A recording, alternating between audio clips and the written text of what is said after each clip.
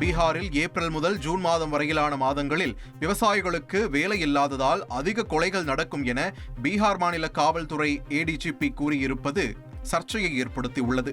பீகார் மாநில காவல்துறையின் ஏடிஜிபியாக இருக்கும் குந்தன் கிருஷ்ணா அண்மை காலமாக பீகாரில் அதிக கொலைகள் நடைபெறுவது குறித்து செய்தியாளர்களிடம் பேசியபோது இதனை தெரிவித்தார். இளைஞர்கள் பணத்திற்காக இதுபோன்ற கொலைகளை செய்து வருவது அதிகரித்து வருவதாகவும் அவர் கூறியுள்ளார். பெண் பத்திரிகையாளர்கள் குறித்து சர்ச்சை கருத்தை பதிவிட்ட வழக்கில் தனக்கு விதிக்கப்பட்ட 1 மாத சிறை தண்டனையை எதிர்த்து நடிகர் SP சேகர் தாக்கல் செய்த மேல்முறையீட்டு மனுவுக்கு பதிலளிக்குமாறு தமிழ்நாடு அரசுக்கு உச்சநீதிமன்றம் உத்தரவிட்டுள்ளது. இந்த வழக்கில் சிறையில் சரணடைய SP சேகருக்கு அளிக்கப்பட்ட விலக்கையும் உச்சநீதிமன்றம் நீட்டித்தது. முன்னதாக நீதிமன்ற விசாரணையின் போது பெண் பத்திரிகையாளரின் நண்பர்கள் வாயிலாக மன்னிப்பு கடிதம் அளித்துள்ளதாகவும், இருப்பினும் எவ்வித பதிலும் கிடைக்கவில்லை என்றும் SP சேகர் தரப்பில் தெரிவிக்கப்பட்டது.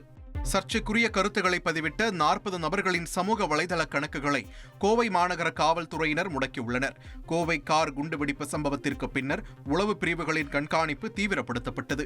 குறிப்பாக தடை செய்யப்பட்ட அமைப்புகளுக்கு ஆதரவாக செயல்படும் நபர்களின் கணக்குகளும் வகுப்புவாத கோட்பாடுகளில் ஆர்வமுடையவர்களின் கணக்குகளும் பிரத்யேக மென்பொருள் மூலம் கண்காணிக்கப்பட்டு வருகிறது.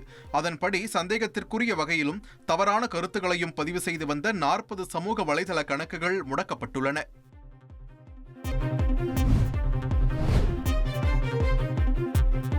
ஏமனில் தூக்கு தண்டனை விதிக்கப்பட்டுள்ள இந்திய செவிலியர் நிமிஷா பிரியாவின் வழக்கில் சாத்தியமான அனைத்து உதவிகளும் வழங்கப்படும் என வெளியுறவுத்துறை செய்தி தொடர்பாளர் ரந்தீர் ஜெய்ஸ்வால் தெரிவித்துள்ளார். இந்தியா தரப்பில் சட்ட உதவிகளும் செவிலியரின் குடும்பத்திற்கு உதவ ஒரு வழக்கறிஞரும் நியமிக்கப்பட்டுள்ளதாக தெரிவித்த அவர், இது தொடர்பாக சில நட்பு அரசாங்கங்களுடனும் இந்திய அதிகாரிகள் தொடர்பில் இருப்பதாக தெரிவித்துள்ளார்.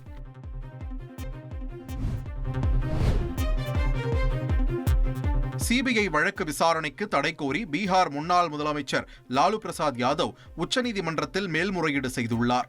நிலத்தை லஞ்சமாக பெற்றுக்கொண்டு ரயில்வே துறையில் வேலை அளித்ததாக அவர் மீது வழக்கு தொடரப்பட்ட நிலையில் சிபிஐ விசாரணை நடைபெற்று வந்தது. சிபிஐ விசாரணைக்கு தடை கோரி டெல்லி உயர்நீதிமன்றத்தில் மனு தாக்கல் செய்யப்பட்ட நிலையில் அந்த மனு தள்ளுபடி செய்யப்பட்டது. இந்த உத்தரவை எதிர்த்து லாலு பிரசாத் யாதவ் தரப்பு தற்போது உச்சநீதிமன்றத்தில் மேல்முறையீடு செய்துள்ளது. ட்ரெண்ட ஃப்ரெண்ட் ஆக்கிக்கோங்க. தந்தி டிவியின் சப்ஸ்கிரைபர்ஸ் அண்ட் ஃபாலோவர்ஸ் குடும்பத்துல நீங்களும் இணையுங்க.